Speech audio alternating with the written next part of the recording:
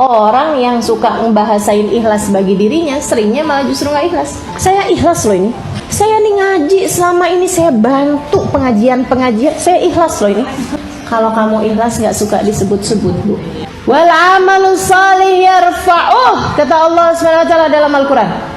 Dan amal soleh, Allah lah yang mengangkat amal soleh tersebut. Para ulama bilang, cirinya amal itu kalau diterima sama Allah SWT keangkat. Kalau keangkat, la yabqa dzikruhu fil ard, enggak lagi tersisa penyebutannya di atas muka bumi. Jadi dari sini kita tahu bahwa kalau kita masih sering nyebut-nyebutnya di atas muka bumi, tanda bahwa amal tersebut enggak naik ke atas. Masih ada nih di bumi. Tiap lewat nih masjid ini nih, kalau mama nggak bantu nggak berdiri nih. Padahal tuh udah 20 tahun yang lalu. Tiap lewat nih kalau nggak mama kasih gentengnya nih, nggak hidup nih masjid. Masya Allah. Ini berarti ciri amalmu tuh nggak keangkat karena masih ada di bumi. Masih kamu sebut-sebut terus-terusan. Masih kamu singgung-singgung terus-terusan. Artinya nggak keangkat, teman-teman sekalian. Para ulama mengatakan al-amal alladzi adhartuhu asqattuh, kata Rabi Adawiyah. Semua amal perbuatan yang saya mendohirkannya, yang saya menerangkannya, yang saya membuat orang tahu saya mengerjakannya, asqattuh, saya menganggapnya nggak pernah saya kerjakan. Saya gugurkan dari catatan ibadah saya karena bisa jadi amal itu udah kemakan riyaknya.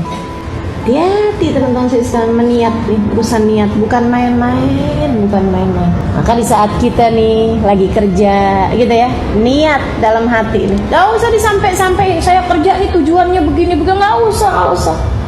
Raqib atid itu ada di dalam dirimu, gak usah kamu kasih keterangan panjang lebar ya. Raqib atid tuh gak pernah minta mewawancara kamu, interview. Ayo coba kamu ngaji nih tujuannya apa, tanya sama malaikat raqib. Saya mau mencari ridha Allah, gitu kan? Oh, udah nggak usah pakai interview kayak begitu. Dia ada di dalammu, tahu persis seperti apa niatmu. Maka nggak usah kamu terang-terangin sama orang lain, teman-teman sekalian. Termasuk dalam kamu bekerja, termasuk dalam kamu mencari nafkah, mencari rizki. Perhatiin betul niat kamu itu untuk apa. Niatnya mau gimana dong? Niat biar kita nggak jadi orang yang berharap dari orang lain. Minta-minta sih enggak saya rasa, tapi berharap dari orang lain. Karena kalau kita susah, kita nggak punya, akhirnya kita berharap dari orang lain, kan gitu ya. Nah, jadi tujuannya jangan sampai jadi orang yang berharap dari orang lain. Gitu. Jadi majelis nggak dikasih, nggak apa-apa. Orang saya niatnya, tujuannya bukan untuk itu kok. Saya mencari rizki dunianya bukan lewat jalan itu, kan gitu ya. Nggak ngarep. Tapi kalau misalnya nggak punya kerjaan lain kecuali itu, kan jadi susah.